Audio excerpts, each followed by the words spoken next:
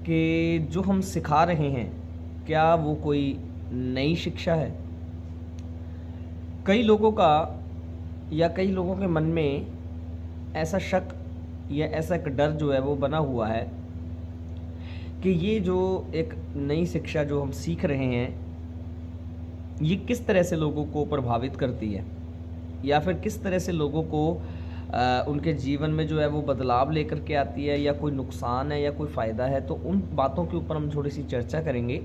Bible में से भी देखेंगे, इतिहास में भी देखेंगे, और आज के वर्तमान कालीन जो समय की कलीसिया है हम उसके विषय में भी बातचीत करेंगे। आज से लगभग अगली 3 क्लासें जो है लगातार कंटिन्यू मैं आपके बीच में जो है लेने जा रहा हूँ।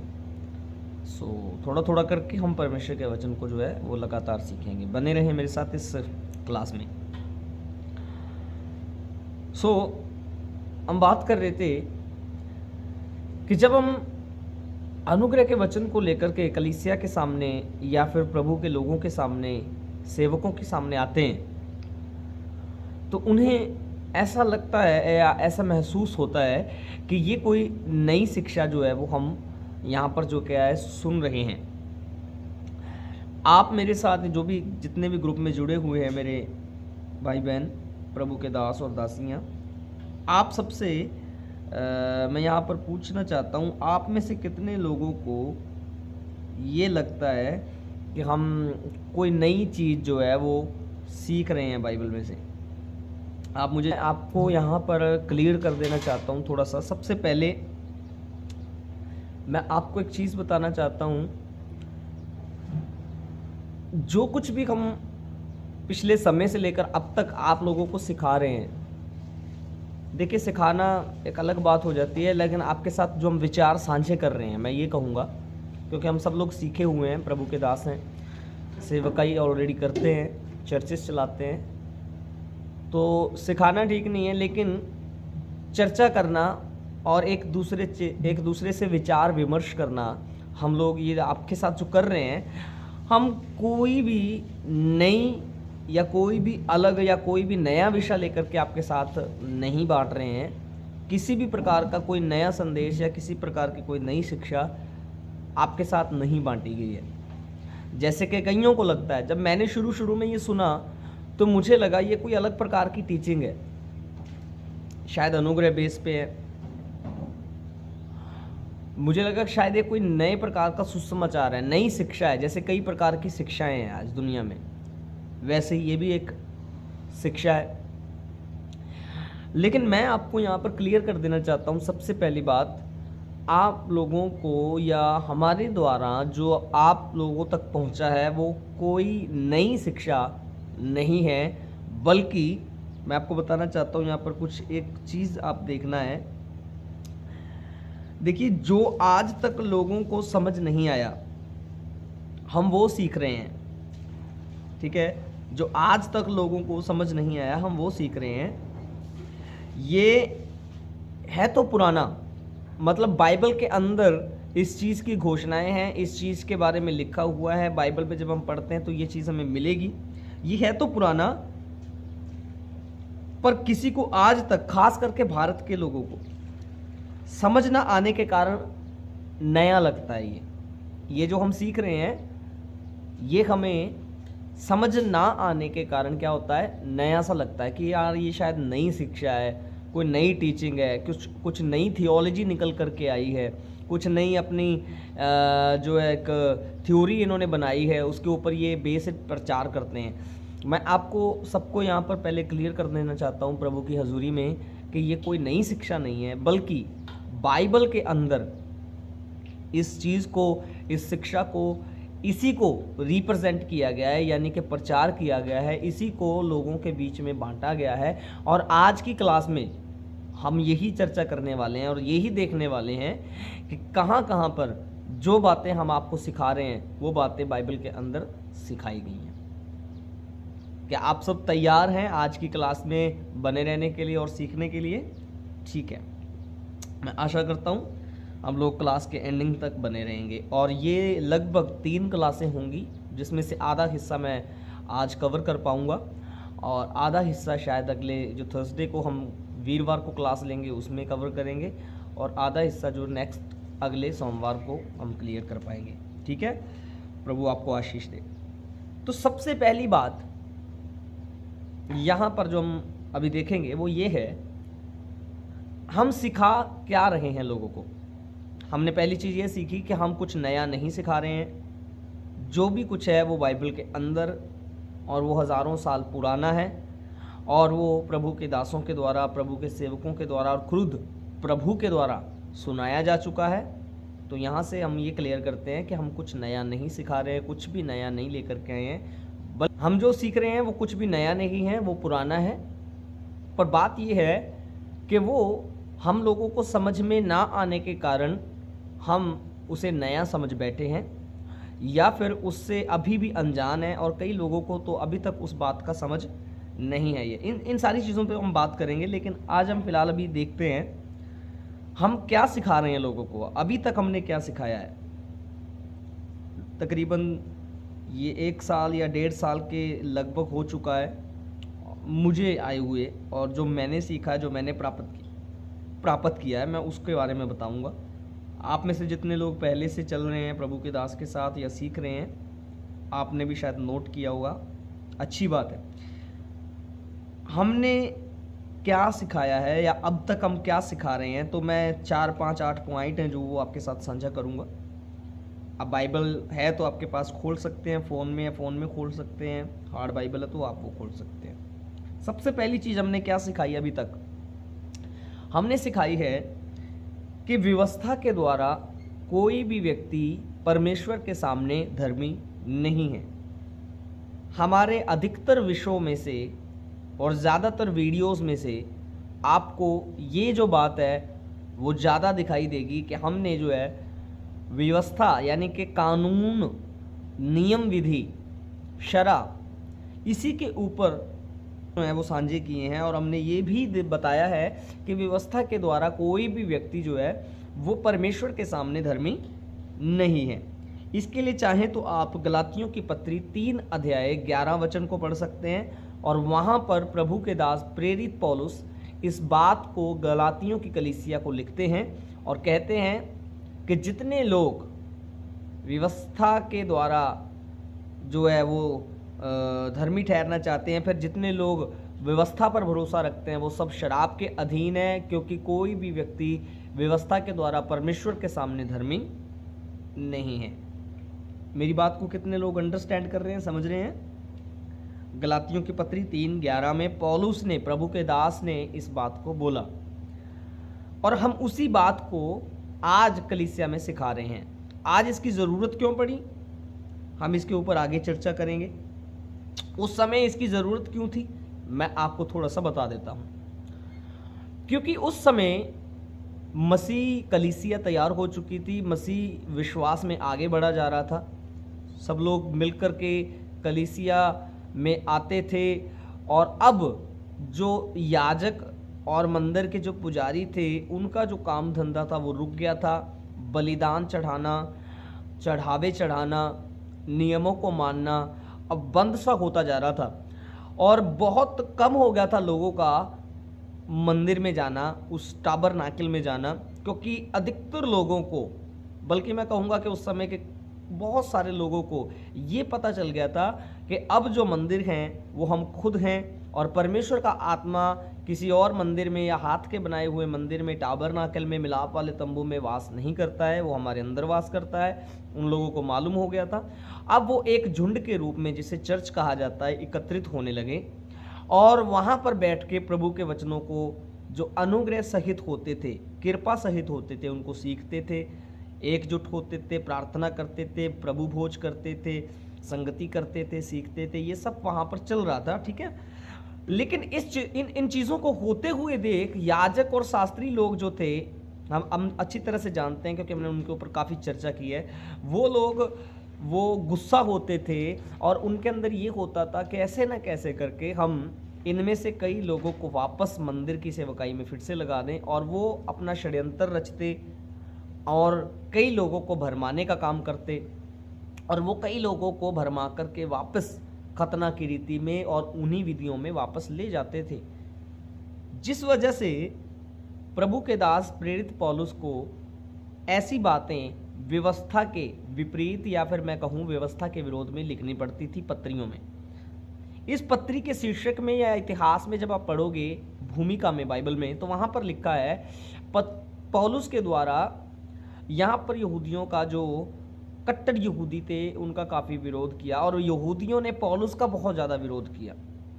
यहूदी कहते थे परमेश्वर के साथ अगर अच्छा संबंध बिताना है तो पर हमें खतना करवाना पड़ेगा और मूसा की व्यवस्था को मानना पड़ेगा पूरा 613 कानून।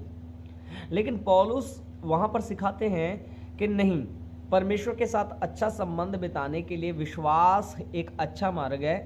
व्यवस्था के द्वारा हम परमेश्वर की निगाह में धर्मी नहीं ठहर सकते, कामों के द्वारा हम नहीं ठहर सकते। तो सबसे पहली चीज़ जो हमने मेरे भाइयों हम आपको सिखा रहे हैं, जो अब तक हमने सिखाया है, वो व्यवस्था के विषय में है कि व्यवस्था के द्वारा कोई भी धर्मी नहीं।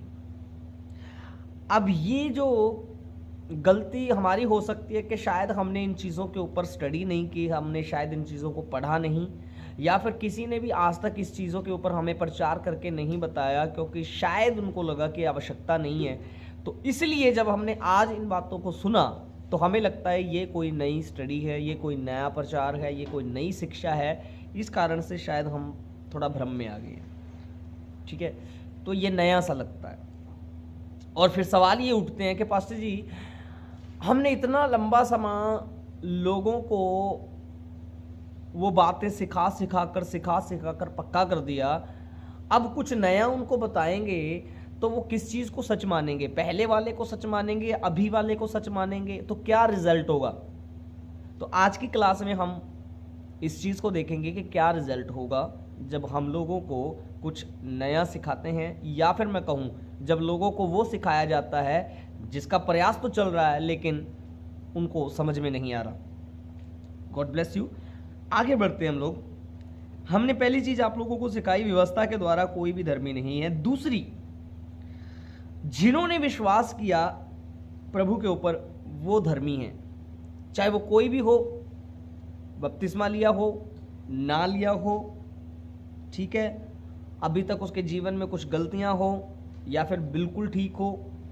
एवरीवन, कोई भी, हर एक जो भी मसीह यीशु के ऊपर विश्वास करता है और उसे अपना प्रभु स्वीकार करता है, मैं आपको बताना चाहता हूँ बाइबल कहती है वो धर्मी ठहर चुका है, क्योंकि प्रभु यीशु मसीह के लहू में सामर्थ्य है कि वो हर एक को धर्मी ठहरा सकता है, और उसने ठहराया है, ठीक है।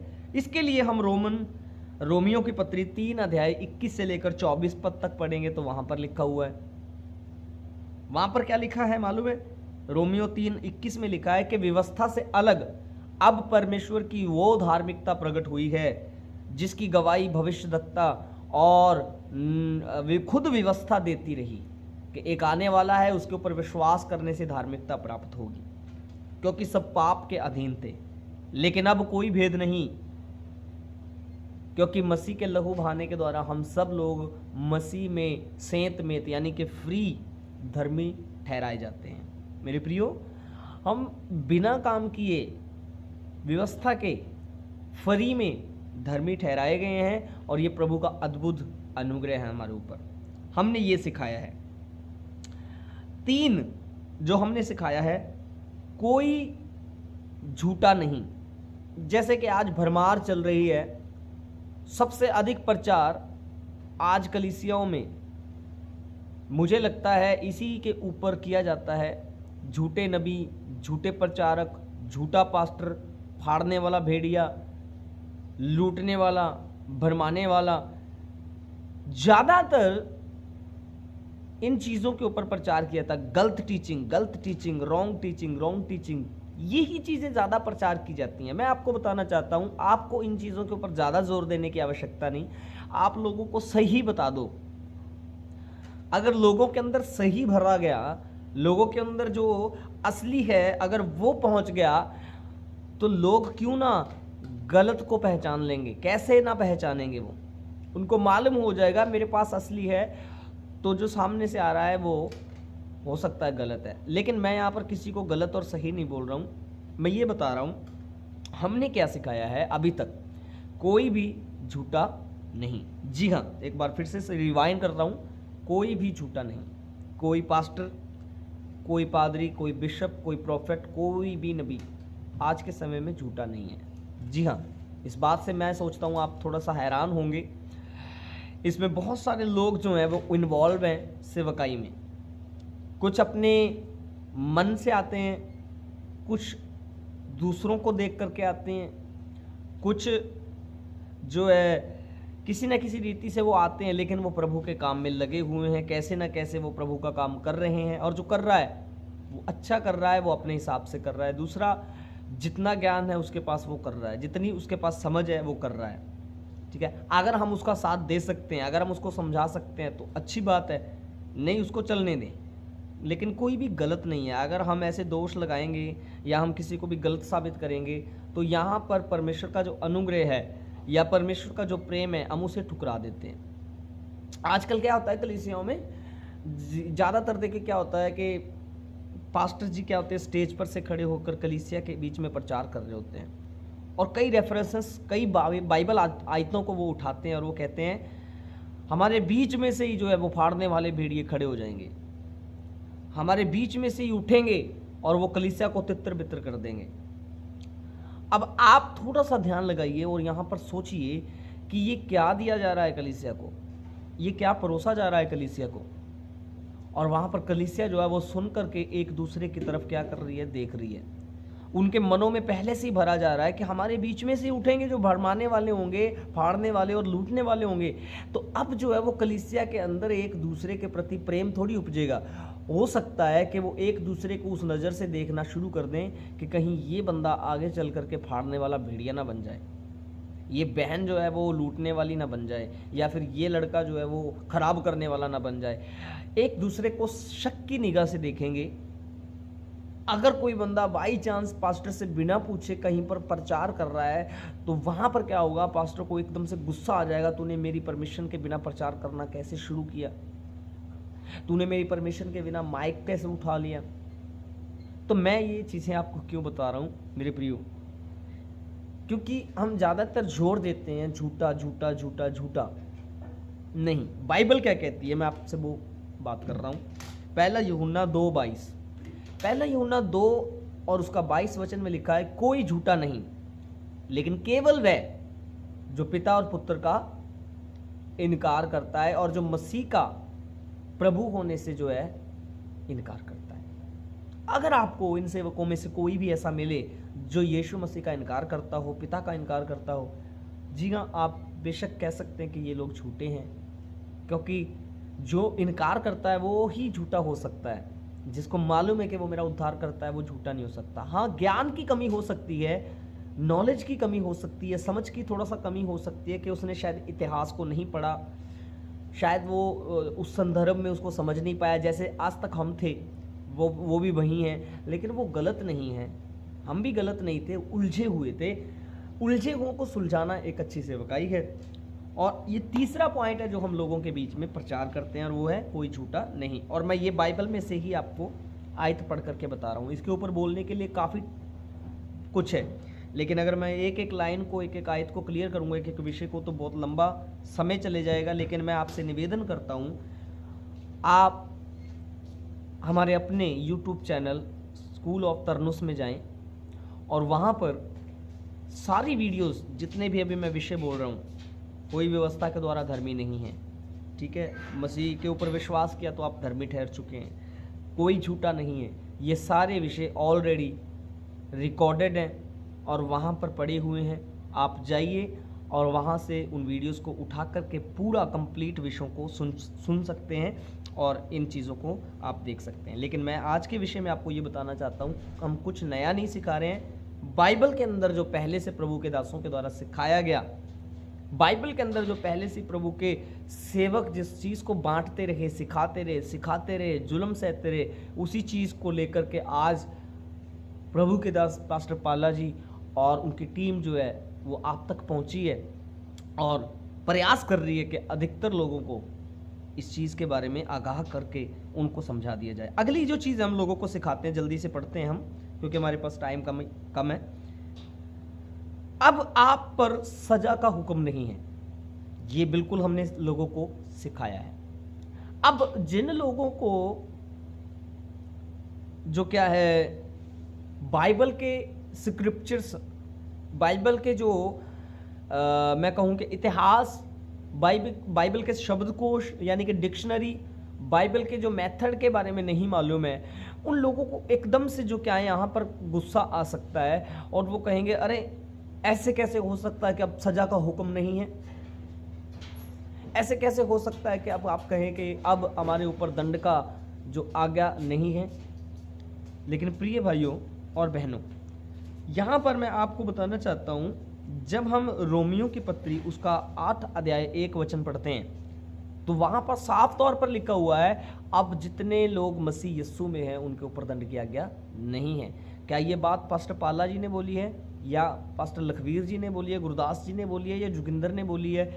नहीं, ये बात खुद परमेश्वर के वचन में दर्ज है, लिखी हुई है। लेकिन हम इसे कैसे समझते हैं? अब बहुत सारे सेवक जो यहीं से इस वचन को उठा करके ये साबित कर देते हैं नहीं, यहां पर कुछ और बात है, सजा तो आएगी, एंड में जाकर के आएगी। मतलब क्या है कि परमेश्वर के उस इतने बड़े प्रेम को, उसके इतने बड़े अनुग्रह को अभी तक हम समझ नहीं पा रहे हैं। मैं आपसे रिक्वेस्ट करता हूं एक बार फिर से YouTube के ऊपर जाएं और उन वीडियोस को देखें जो फिलहाल पिछले दिनों में कुछ शॉर्ट वीडियो बनाए गए हैं कि परमेश्वर जो है वो प्यार भी करता है और वो परमेश्वर जो है वो नरक में भी डाल सकता है। ऐसे कुछ वीडियोस हमने बनाए हैं, उनसे आप सीखें, ठीक है। तो अब आप पर सजा नहीं, रोमियो 8:1, जी हाँ बिल्कुल, सजा कौन सी, कौन सा दंड, ये सारी बात हमने क्लियर करके YouTube के ऊपर वीडियो बनाई हुई है।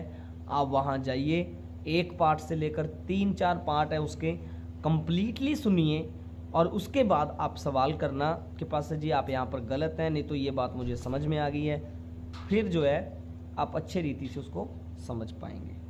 अगली बात जो हम सिखाते हैं वो प्रभु भोज के ऊपर है कि प्रभु भोज सबके लिए है। 1 कुरिन्थियों 11:23, प्रभु भोज के विषय में हम सिखाते हैं कि प्रभु भोज जो सबके लिए है। आज तक हमने प्रभु भोज के विषय में कई ऐसी चीज़ों को देखा है, कई ऐसी बातों को फेस किया है चर्चेस के अंदर, पार्शियलिटीज देखी हैं, मतलब पक्षपात को देखा है ना। जब भी प्रभु भोज होता है तो क्या होता है, दो जुट बन जाते हैं, कुछ बैप्टिज्म लिए हुए, कुछ बपतिस्मा लिए हुए, कुछ बैप्तिस्मा नहीं लिए हुए, है ना।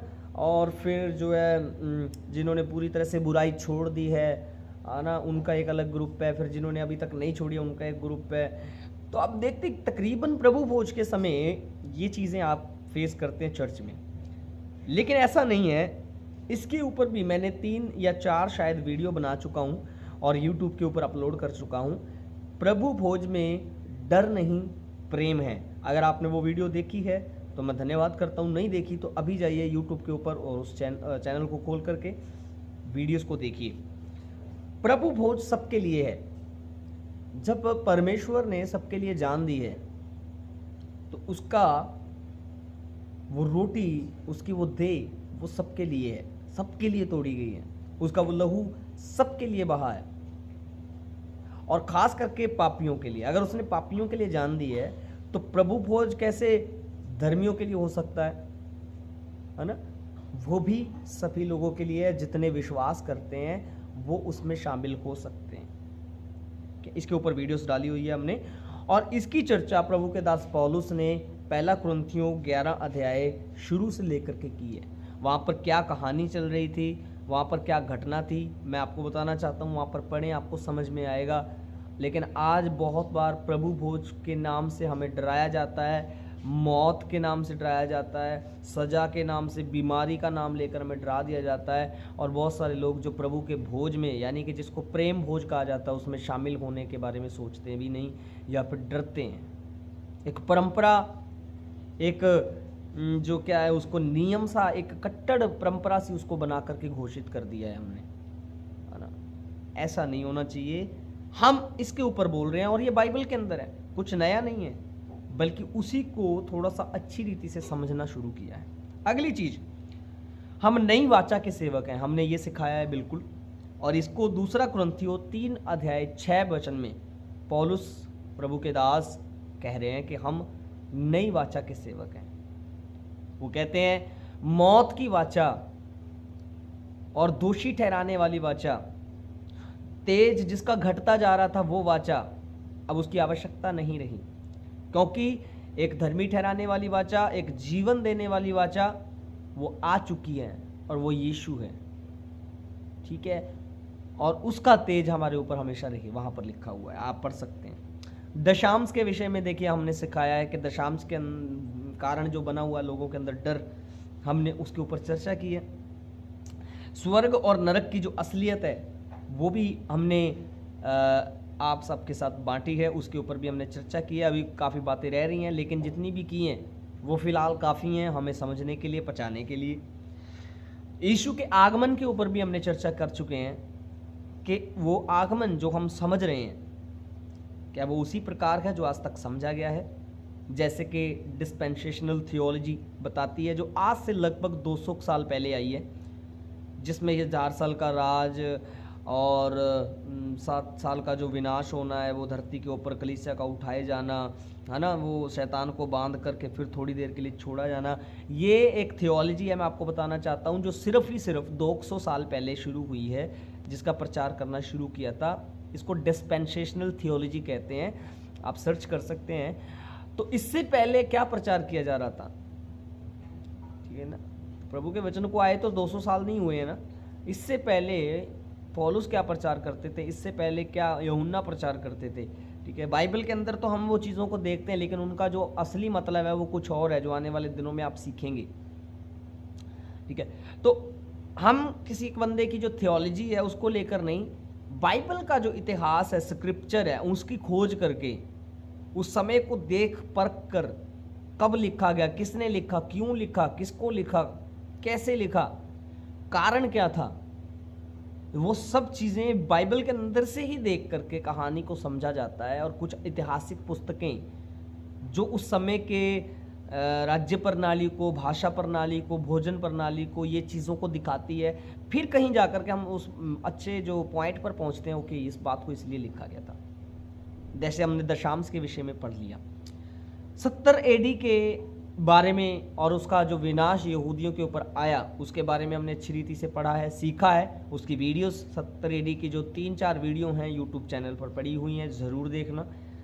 सुसमाचार का जो बिगाड़ हुआ, अब बात हमारे हैं, जो सुसमाचार का बिगाड़ हुआ वो कैसे हुआ, इसके ऊपर अभी कुछ बातें रह रही हैं, लेकिन जल्दी आ जाएंगे हम आपके साथ इन बातों के ऊपर। लेकिन अभी तक कुछ बातें हमने बांटी हैं आपके साथ कि सुसमाचार के ऊपर अंदर जो बिगाड़ किस प्रकार से आया, किस प्रकार से सुसमाचार खराब हो गया, हमारे तक कैसे पहुंचा, ठीक है।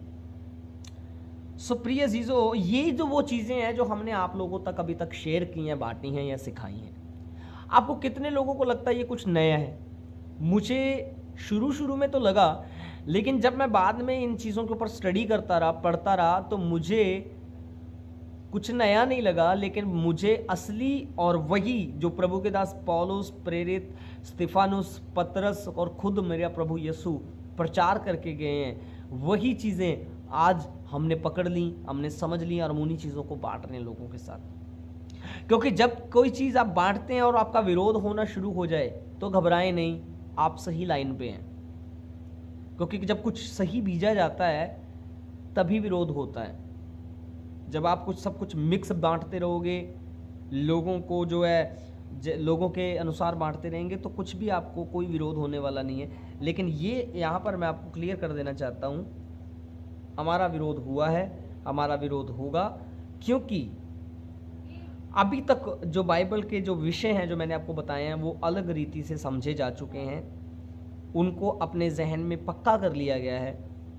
और कोई परंपरा या कोई नियम जब एक बंदे के अंदर पक्का हो जाता है, उसको निकालना और उसकी जगह पर कुछ नया रखना, हालांकि पुराना है लेकिन उसको समझ में लाना ये कठिन होता है।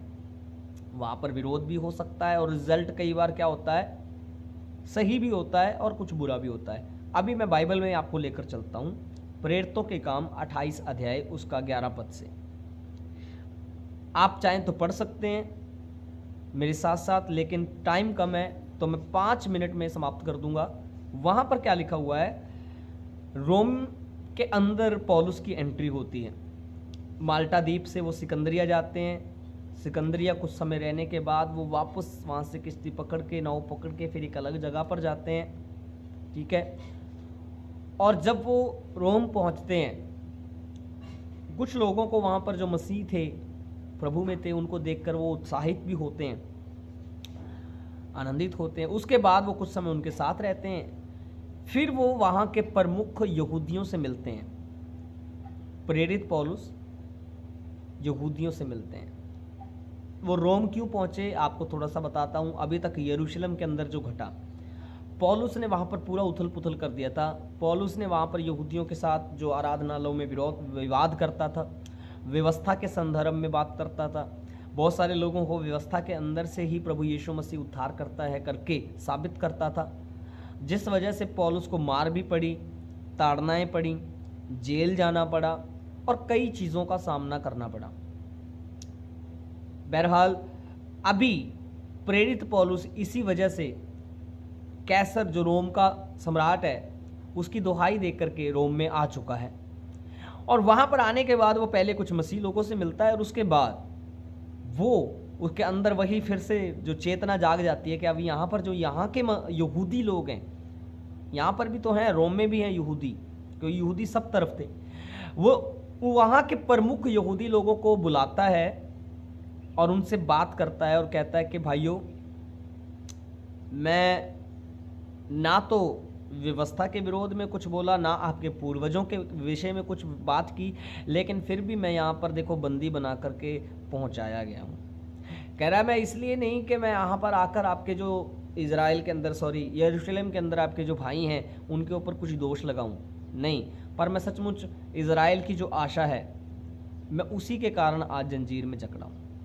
तो यहूदी लोग इसकी बात सुनते हैं और इसको बोलते हैं कि देखिए आपके विषय में हमने ऐसी कोई चिट्ठी तो नहीं पाई अपने भाइयों से, वहाँ के यहूदियों से, ना ही आपकी कोई बुराई सुनी है अभी तक, लेकिन एक बात तो है कि आप जो सिखा रहे हैं हर तरफ इसकी चर्चा बहुत है और इस मत के विषय में लोग बात और विरोध कर रहे हैं। तो हम आपके मुंह से सुनना चाहते हैं कि आखिरकार आप जो सिखा रहे हैं वो क्या है। मेरे प्रियो, मैं आपको ये बात बताना चाहता हूँ, यहाँ पर जो हम लोगों को सिखा रहे हैं ना, वो पौलुस सिखाकर सिखाकर सिखाकर जा रहे थे। पौलुस का विरोध यहूदियों द्वारा हुआ क्योंकि पौलुस ने सबसे ज़्यादा व्यवस्था के बारे में लिखा और बताया और लोगों को व्यवस्था की गुलामी में से आज़ाद किया। और अब रोम के यहूदी उससे पूछ रहे हैं कि इस मत के बारे में बहुत सारे लोग जो हैं वो बातें करते हैं और इसका विरोध करते हैं। सेम घटना हमारे साथ भी हुई। हम जो बता रहे हैं वो इसको अलग एक मत समझते हैं, अलग एक शिक्षा समझते हैं और इसका विरोध करते हैं। और कई प्रभु के जो दास हमारे भाई हैं बड़े प्यारे, वो बहुत ज़्यादा प्यार करते हैं हमसे और वो बहुत ज़्यादा जो मिलना पसंद नहीं करते हैं हमसे। प्रभु उनको बड़ी आशीष दे। लेकिन मैं आगे बढ़ता हूँ। पौलुस ने उनके लिए एक दिन ठहराया। ठीक है, अगर आप मेरे मुंह से सुनना चाहते हैं कि सच क्या है और क्या मैं प्रचार करता हूँ, तो एक दिन नियुक्त किया, एक दिन ठहराया गया और उस दिन पे सब लोग इकट्ठे हुए। तो वहाँ पर लिखा है पौलुस ने सुबह से लेकर शाम तक व्यवस्था के अंदर से नबियों की पुस्तकों से खोल खोल करके प्रभु यीशु मसीह को उद्धार करता साबित कर दिया। और लास्ट में रिजल्ट क्या हुआ? 50% उसके साथ मिल गए और 50% वापस चले गए। भाई रिजल्ट ये होने वाला है, जब आप लोगों को कुछ नया सिखाते हैं, माफ़ कीजिए नया नहीं है लेकिन वो पुराना है, समझ ना आने के कारण नया सा लगता है, लेकिन फिलहाल की घड़ी नया समझो। अगर आप कुछ नया सिखाते हैं तो क्या रिजल्ट होगा? 50-50 हो सकता है या फिर 100% भी हो सकता है, ठीक है, या फिर यह हो सकता है कि 100% ही आपके विरोध में हो जाए। तो घबराना किस बात से है, डरना किस बात का है?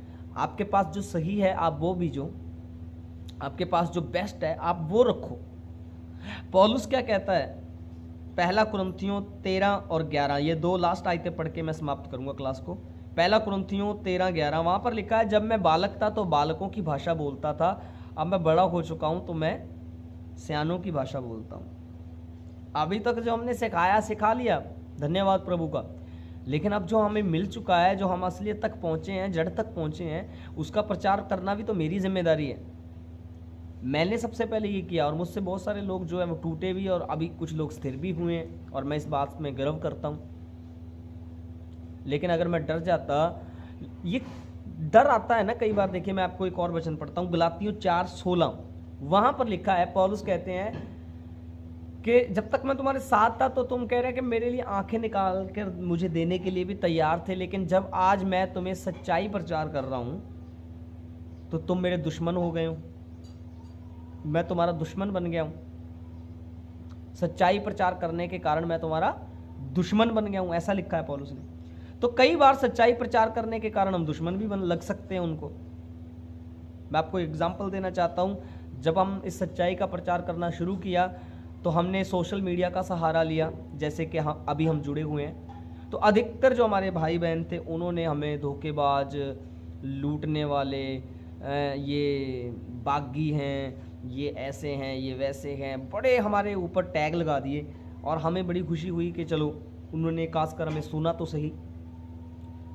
डर क्यों आता है? इसके पीछे कई कारण हैं। देखिए, मैं आपसे एक जवाब यहाँ पर जानना चाहता हूँ। हम में से कई प्रभु के भाई, प्रभु के दास जुड़े हुए हैं और लगातार हमारे साथ चल रहे हैं, जिनके नंबर भी हमारे पास सेव हैं। लेकिन जब भी कोई हम प्रचार करते हैं और वीडियो रिकॉर्ड करते हैं और वीडियो रिकॉर्ड करके यूट्यूब पर अपलोड कर देते हैं, या प्रभु के दास कोई शॉर्ट वीडियो बनाते हैं, तो मेरे ख्याल से 1 या 2 जन को छोड़ करके किसी के अंदर मैं सोचता हूँ कि इतनी हिम्मत नहीं आती कि उनके वीडियो को वो स्टेटस पर लगा सकें या फिर अपनी आईडी से शो कर सकें। इसके पीछे क्या कारण है? इसके पीछे क्या डर है? ये असलियत है। मैं आपसे कुछ भी पूछना नहीं चाह रहा हूँ, लेकिन जस्ट मैं आपको ये बताना चाहता हूँ ये डर क्यों आता है।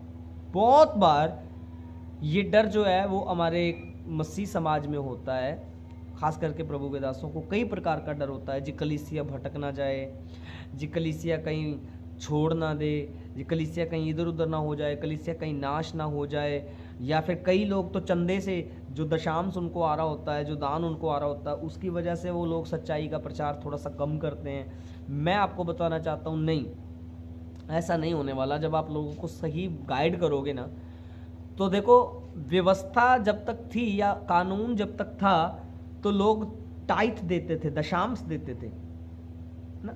जब वो मजबूरी में टाइथ दे सकते हैं, वो डर में टाइथ दे सकते हैं, दशांश दे सकते हैं, सब दे सकते हैं, तो आप सोचो जब नया अनुग्रह का समय आया ना, जब पतरस ने प्रचार किया, जब 3000 लोगों ने बपतिस्मा लिया और उसके बाद कलीसिया बनी, तो आप देखना वहाँ पर लिखा है कि ना सिर्फ वो नॉर्मल लोग जो मसीह के ऊपर विश्वास कर रहे थे, यहूदी, उन्होंने अपने घर बार बेचकर सारा कुछ लाकर सोना चांदी प्रेरितों के पाँव में रख दिया। ये दशांश से कई ज़्यादा बढ़ के था, ये छोटे दान से कई ज़्यादा बढ़ के था, सब कुछ बेचकर पैरों में लाके रखना। हालांकि हम ये सिखा नहीं रहे हैं, लेकिन ये प्रेम के बाद हुआ। जब उन्होंने अच्छी गाइडेंस को पाया, वो समझ गए, ओ माय गॉड, प्रभु ने हमारे लिए इतना बड़ा काम किया है, उसके लिए दशांश तो बहुत छोटी इकाई है, अगर मैं जान भी दे दूं तो ये भी कम है मेरे प्रभु के लिए। उनको समझ आ गया था, इसीलिए बोला यार ये घर कुछ नहीं है, बेचो इसे और ये पैसे ला करके प्रभु के दासों को दो, और जिसकी जो ज़रूरत है उसको पूरा करो। और आपको पता है वहाँ पर एक बरनबास, यूसुफ उसका नाम था, बाद में वो बरनबास जो पौलुस के साथ और मरकुस के साथ रहा। बरनबास एक जो क्या था, उस गोत्र का था, वो लेवी गोत्र का था।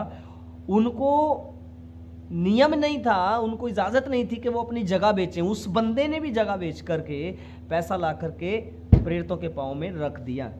आप समझ पा रहे हैं? जिसको समझ आ गई वो देना बंद नहीं कर सकता, वो लुटाना शुरू कर देगा। अभी तक तो दे रहे हैं, लेकिन आपने कभी लुटाना देखा है? जब आप सही गाइड करोगे किसी को तो वो आपके ऊपर अपनी जान तक लौटाने के लिए तैयार हो जाएंगे। मेरे प्रियो, आज की क्लास में मैं यहीं पर समाप्त करूंगा। आज हमने देखा और सीखा बाइबल के अंदर से क्या जो हम सिखा रहे हैं कुछ नया है नहीं, हम वो सीख रहे हैं जो प्रभु के दास पहले से सिखाकर जा चुके हैं, कवर कर चुके हैं। हम उसी चीज़ को अब खोद करके कह लीजिए, सर्च करके कह लीजिए, निकाल करके लाए हैं, असली शब्दकोश लाए हैं और असली रिसर्च को हम आपके सामने पेश कर रहे हैं इसी बाइबल के अंदर से। मेरे साथ बने रहिए। अगली वीडियो में हम बात करेंगे, अभी तक बाइबल में से देखा, हम इतिहास में कुछ प्रभु के दासों को, कुछ मिशनरीज को देखेंगे जिन्होंने ये काम किया और उनका क्या विरोध हुआ और क्या रिजल्ट आया। और आज के लिए इतना ही। जब हम लोगों को बताते हैं तो रिजल्ट ये आता है कि कभी कभी लोग हमारे साथ जुड़े रहते हैं, कभी कभी छोड़ देते हैं, कभी कभी 100% खुश हो जाते हैं, कभी कभी 100% ही निराश भी हो सकते हैं। लेकिन इससे डरने की आवश्यकता नहीं है। प्रभु में आनंदित रहें। अभी मौका है लोगों को आज़ाद करने का, जंजीरों से रिहा करने का। प्रभु सभी को आशीष दे। God bless you. बने रहिए इस चैनल के साथ। जय मसीह की।